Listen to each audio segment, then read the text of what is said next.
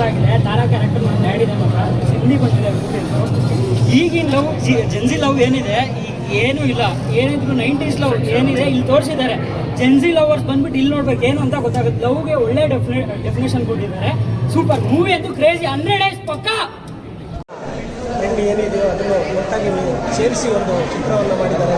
ಭಾಳ ಅದ್ಭುತವಾಗಿ ಮೂಡಿ ಬಂದಿದೆ. ತುಂಬ ನಿಜವಾಗ್ಲೂ ಭಾಳ ಖುಷಿ ಆಗ್ತದೆ.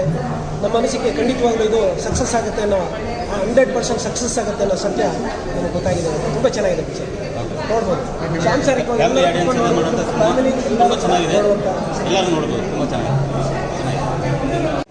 ಒಬ್ಬ ಮೂರ್ತಿಯವರು ಮತ್ತು ಕನ್ನಡ ಪರ ಸಂಘಟನೆಯವರೆಲ್ಲ ಸೇರಿ ಒಂದು ಒಳ್ಳೆ ಕಥೆ ಹೇಳಲಿಕ್ಕೆ ಹೊರಟಿದ್ದಾರೆ. ಚೆನ್ನಾಗಿ ಬಂದಿದೆ ಸಿನಿಮಾ. ಕನ್ನಡಿಗರು ಇಂಥ ಸಿನಿಮಾಗಳನ್ನ ತುಂಬ ನೋಡಿ ಅವ್ರನ್ನ ಆಶೀರ್ವಾದ ಮಾಡಿದ್ರೆ ಇನ್ನಷ್ಟು ಸಿನಿಮಾಗಳನ್ನ ತೆಗೀಲಿಕ್ಕೆ ಅವ್ರಿಗೆ ಒಂದು ಧೈರ್ಯ ಬರುತ್ತೆ, ಬಲ ಬರುತ್ತೆ ಅಂತ ಸಂದರ್ಭದಲ್ಲಿ ಹೇಳಕ್ಕೆ ಇಷ್ಟಪಡ್ತೀನಿ. ಏನು ಇಷ್ಟ ಆಯ್ತು ಸರ್? ಇಲ್ಲ, ಒಂದು ಒಳ್ಳೆ ಲವ್ ಸ್ಟೋರಿ ಚೆನ್ನಾಗಿದೆ. ಒಂದು ಸ್ಟೋರಿ ತುಂಬ ಚೆನ್ನಾಗಿದೆ. Okay sir. ಒಂದು ಹಿಂದಿನ ಸಿನಿಮಾ ಕನ್ನಡ ಇಂಡಸ್ಟ್ರಿ ಒಳ್ಳೆ ಫಿಲಮ್ ಕೊಟ್ಟಿದೆ. ಮುಂದಿನ ದಿನಗಳಲ್ಲಿ ನಮ್ಮ ಕನ್ನಡದವರು ನೋಡಿದ್ರೆ ಒಳ್ಳೆ ಚೆನ್ನಾಗಿ ಮೂವಿ ಚೆನ್ನಾಗಿದೆ, ನೋಡ್ಬೋದು.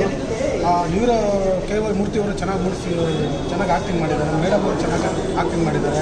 ಅದರಲ್ಲಿ ನಮ್ಮ ರಾಜ್ಯಾಧ್ಯಕ್ಷ ಆಗಿರೋಂಥ ನೀಲೇಶ್ ಕೊಟ್ಟು ಒಳ್ಳೆ ಆ್ಯಕ್ಟಿಂಗ್ ಮಾಡಿದ್ದಾರೆ. ಚೆನ್ನಾಗಿ ಮೂಡಿ ಬಂದಿದೆ ಸರ್, ನೋಡ್ಬೋದು ಫಿಲಮ್ 100%.